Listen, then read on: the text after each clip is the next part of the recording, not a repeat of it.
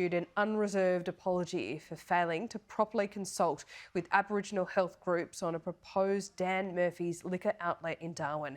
Let's go live to Matt Cunningham. Matt, an independent reviews panel report into this proposal has just been released. What did it have to say?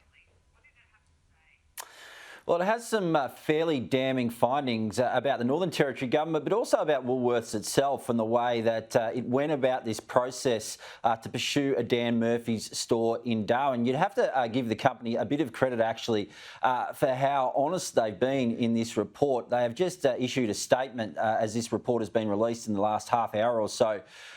Laura, and in that statement it says that on this occasion we clearly failed to meet our expectations and we deeply regret our insensitivity to critical stakeholders in Darwin and beyond, and our own external Indigenous advisory panel whose advice we did not seek. For that we have unreservedly apologised. Now this ends what has been a saga that has run for about 5 years here in the Northern Territory. What will also come under scrutiny now though, Laura, will be the conduct of the Northern Territory government. Last November, it actually changed legislation in the Northern Territory Parliament to try to get this application for a Dan Murphy's through. The Labor government had implemented its own independent liquor commission that was supposed to assess applications like this. That liquor commission had ruled that Dan Murphy's site was inappropriate and that it should not go ahead. The government then changed the legislation to allow that to happen. It was only when Woolworths commissioned this independent panel and it found that it shouldn't go ahead that the actual application was stopped.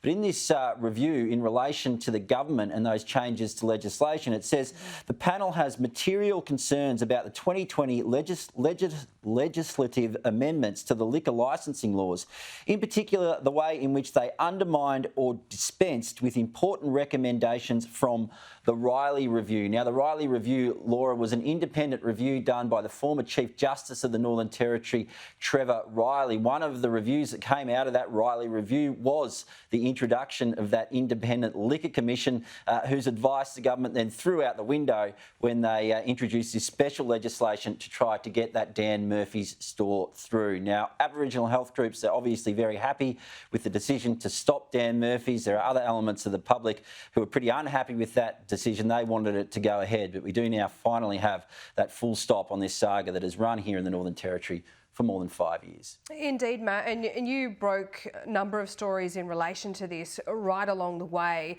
One of the key things that some of these Aboriginal health groups were asking for was this report to be made public. That has been done today, and as you say, the honesty, the openness from Woolworths needs to be praised here, and I guess there's a broader message to corporate Australia about the social licence.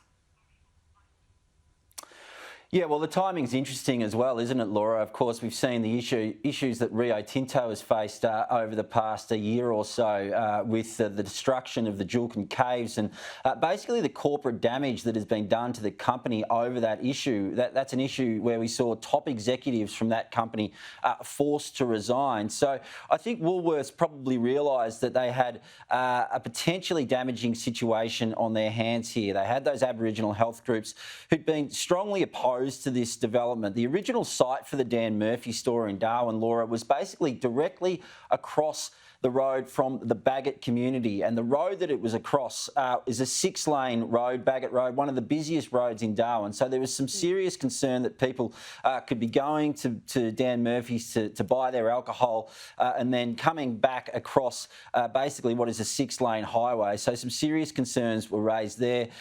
Dan Murphy's and Woolworths eventually agreed to move the site, but that was probably too little and too late. There was too much damage that had been done to their brand over the way this whole thing had progressed. And in the end, after they commissioned that independent panel, received that panel's advice, it was Woolworths themselves that decided not to go ahead with this proposal.